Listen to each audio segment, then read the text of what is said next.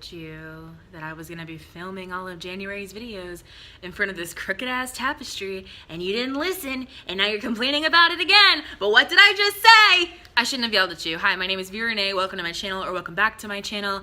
If you're new here, I don't usually yell at the beginning of the videos, but today I'm doing something a little bit different and something that I know is going to piss me off. And I don't really know why I'm doing it. I just thought it might be fun, but now I'm realizing I made a huge mistake. And in today's video, I'm gonna be reading negative reviews of some of my favorite books of all time.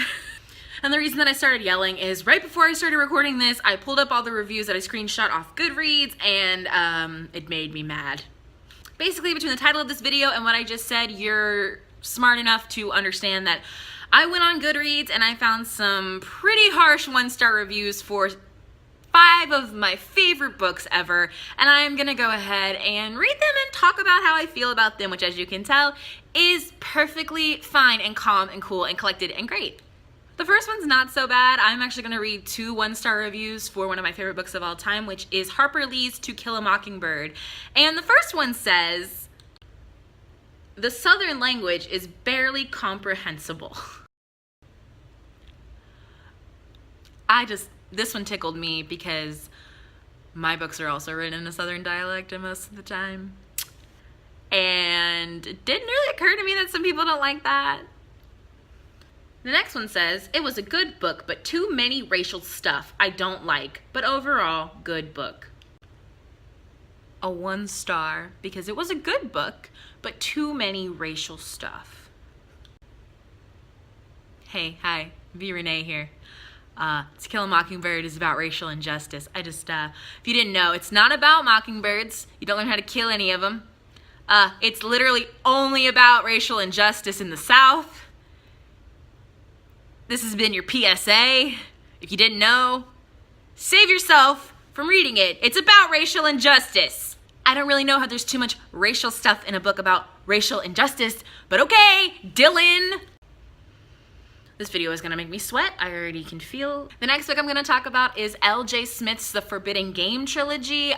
It usually comes in an omnibus of all 3 of the books, so I didn't split it up and look for individual reviews for all 3 of the books because I didn't feel like it. This book is terrible, not in the sense that it's badly written, but in the fact that the main character is torn between the 2 boys, the good and the bad, you know, the usual. Well, the worst part, she picks the good guy.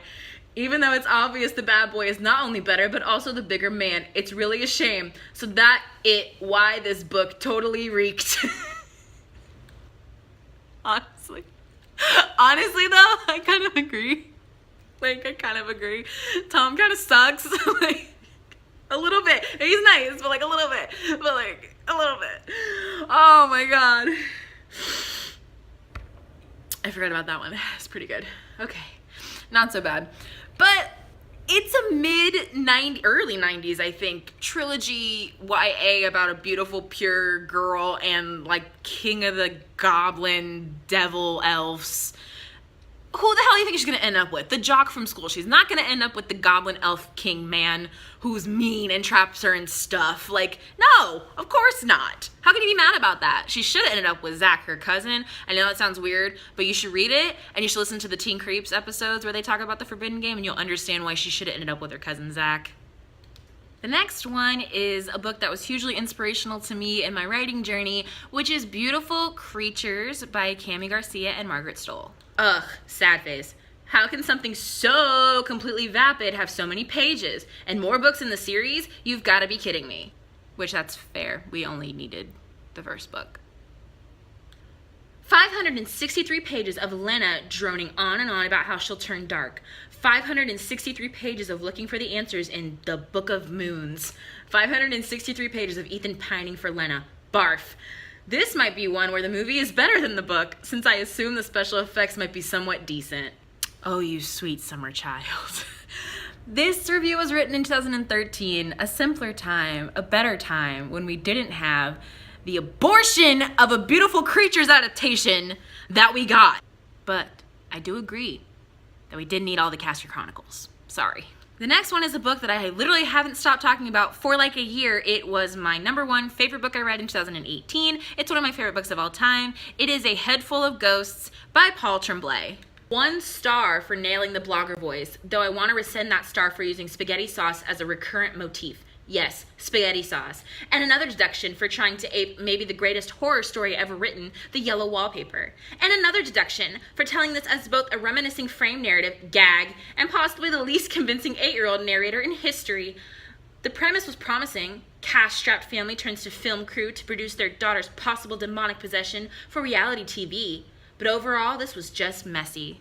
First of all, there's nothing wrong with using something unique and different as a recurring motif. If you finished the book and actually paid attention, the spaghetti sauce was actually really well done and paid off, and it wasn't a recurring motif. It was dropping hints to a twist. That's so annoying, first of all. Second of all, Paul Tremblay does a damn good job of writing little girls. I don't know how him and Stephen King get into the heads of teenage and young girls, but they actually do a pretty good job. I was one, and I don't think it's weird, so I just wrong, sorry.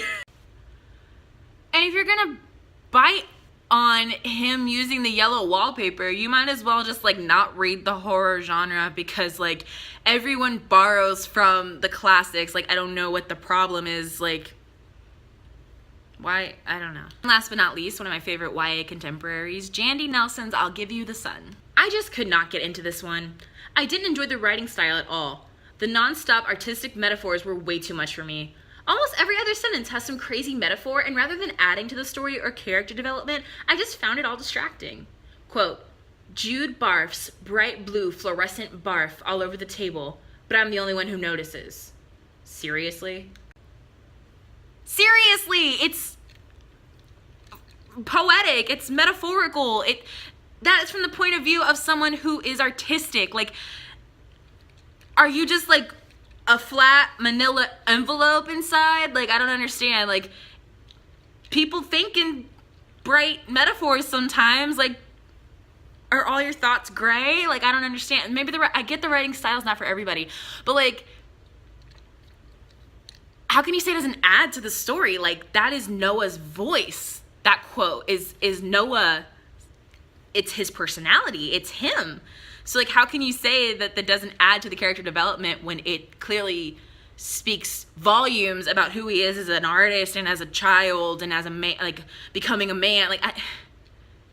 That's all it does is add to the character.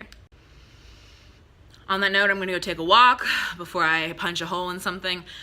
Stay tuned, because in a couple weeks I'll be doing the opposite of this, and it'll be a much happier time for all of us.